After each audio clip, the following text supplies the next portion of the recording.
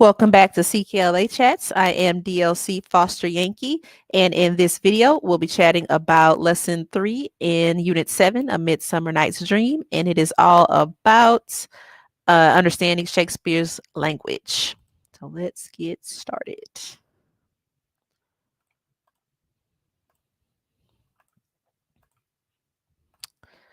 All right, so there are 1, 2, 3, 4, 5 components to lesson 3 to total the 90-minute ELA block, and we'll talk more about each one of those in depth throughout the video.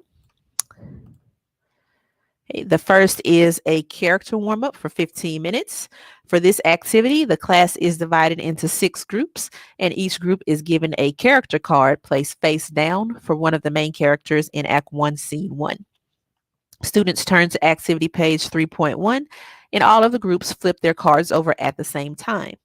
The groups are going to work together to remind one another who the character is, using the reading and the lesson 2 character organizer to help them work.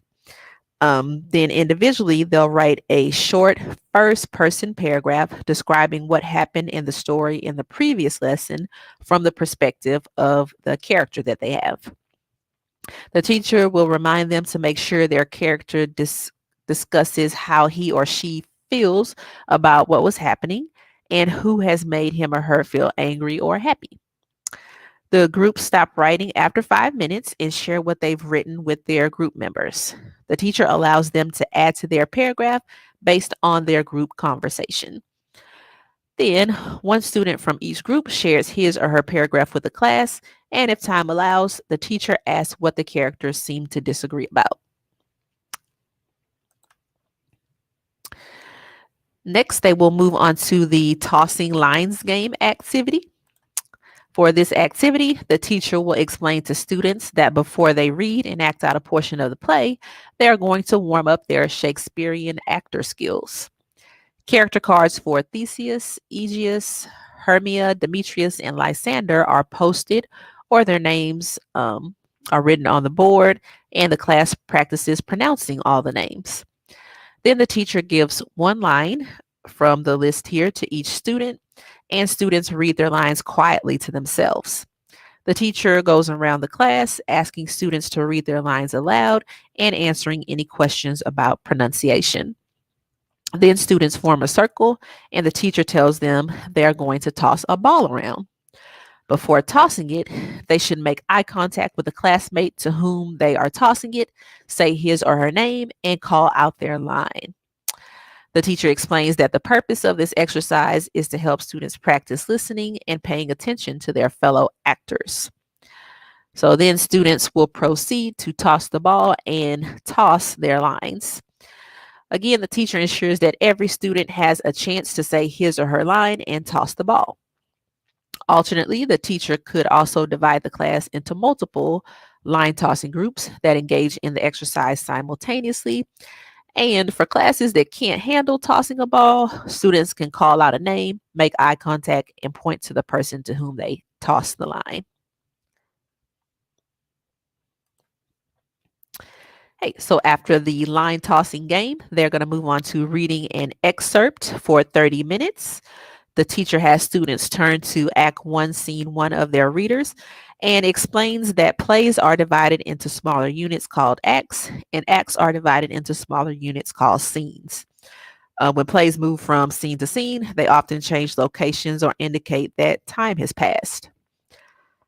The teacher asks discussion questions and talks about stage directions, the sentences and phrases in italics.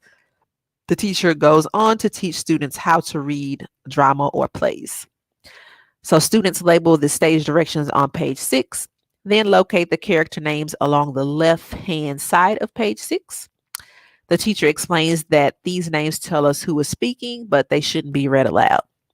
Students list the characters who speak in this excerpt at the top of the page.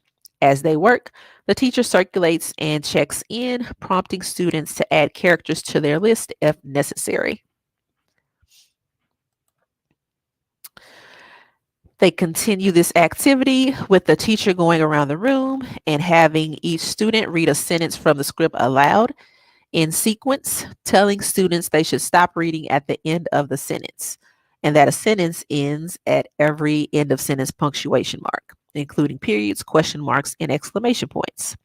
They point out that the end of a sentence isn't necessarily the end of the line, and that students know not to worry about accent, pronunciation, or understanding every word in the sentence. Their work is to try to figure out a general sense of what is happening in the scene and who the characters are. Students underline any words or phrases they do not know. And on the right side of the screen here are some discussion questions that the teacher will pose as they read this excerpt.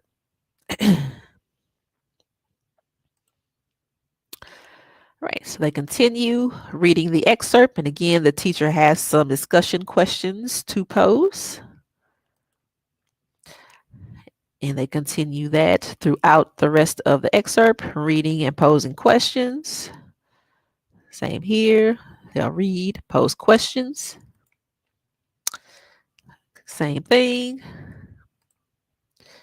Continuing in the same way until they get to the last part of this component, in which students are divided into groups of 5 to read the scene again, this time switching readers every time a character changes.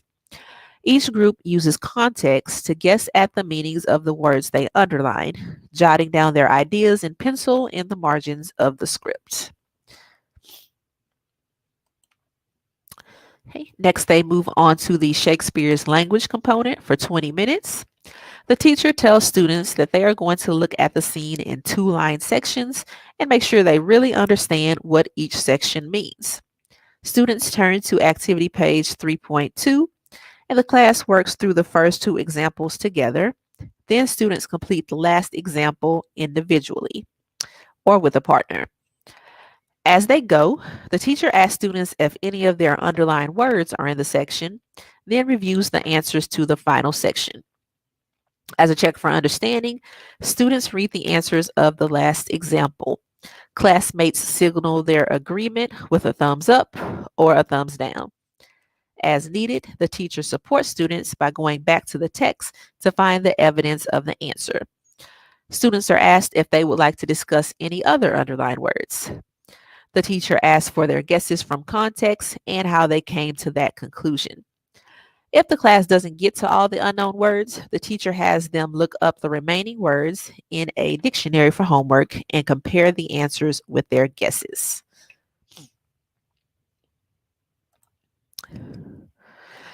Now students are ready to put Act 1, Scene 1 on stage.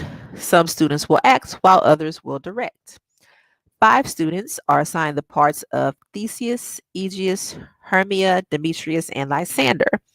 They go to the front of the room to perform the scene. Each of them holds the character card of their assigned character. As a variation, 2 students could play each character, with one walking the part while the other reads it. The remaining students are going to be directing the actors. So students turn to activity page 3.3. The teacher reads the questions aloud and has students write down their ideas, telling them that for each question, they should think about the text at that point in the scene. What adjective best describes the character then? What can actors do physically to show that? Students are encouraged not to repeat anything the actors from the Lesson 2 video did. A few students share their answers for each question, then the class answers the questions on the activity page together.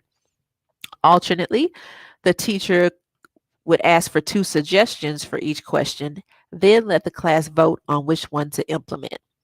With those suggestions, the actors walk through and read the scene with expression.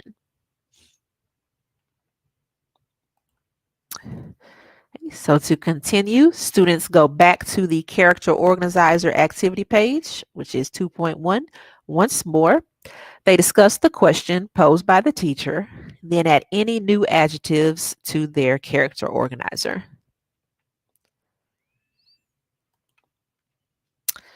Then they move on to the video component for 10 minutes. So to wrap up, the teacher plays the clip from the previous lesson with sound and allows students a few minutes to reflect on how hearing sound compared to and contrasted with watching the scene silently. And that concludes lesson 3 of unit 7. Thanks for watching, and I'll see you in the next video.